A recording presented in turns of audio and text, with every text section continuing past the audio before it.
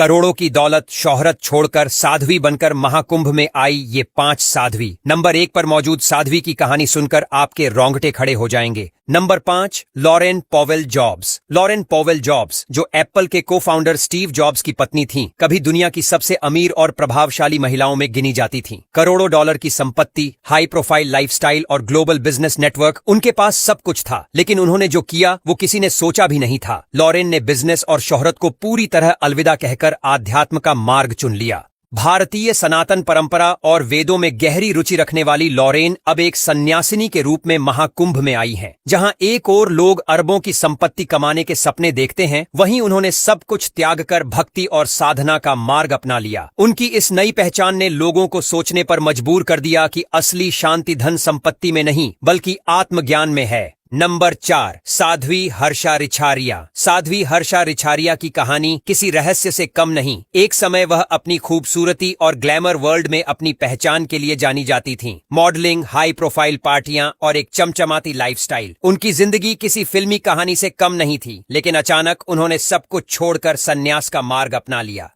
आध्यात्मिकता को अपनाने के बाद वह महाकुंभ में सनातन धर्म और वेदों की शिक्षा को आगे बढ़ाने का काम कर रही है। उनकी चमकती आंखें और तेजस्वी व्यक्तित्व देखकर कोई नहीं कह सकता कि ये वही महिला हैं जो कभी हाई प्रोफाइल लाइफस्टाइल जिया करती थीं। अब उनकी पहचान एक सन्यासिनी के रूप में है, जो जीवन के गहरे रहस्यों को समझने और सिखाने के लिए समर्पित है। नंबर 3, योग माता केइको एकावा। योग माता केइको एकावा जापान के प्रतिष्ठित और अमीर परिवारों में से एक से ताल्लुक रखती थीं। वह वहां की बिजनेस और सोसाइटी में एक बड़ा नाम थीं, लेकिन उन्हें हमेशा कुछ अधूरा महसूस होता था। योग और ध्यान की तलाश उन्हें भारत ले आई, जहां उन्होंने भारतीय सनातन संस्कृति को पूरी तरह से अपना लिया।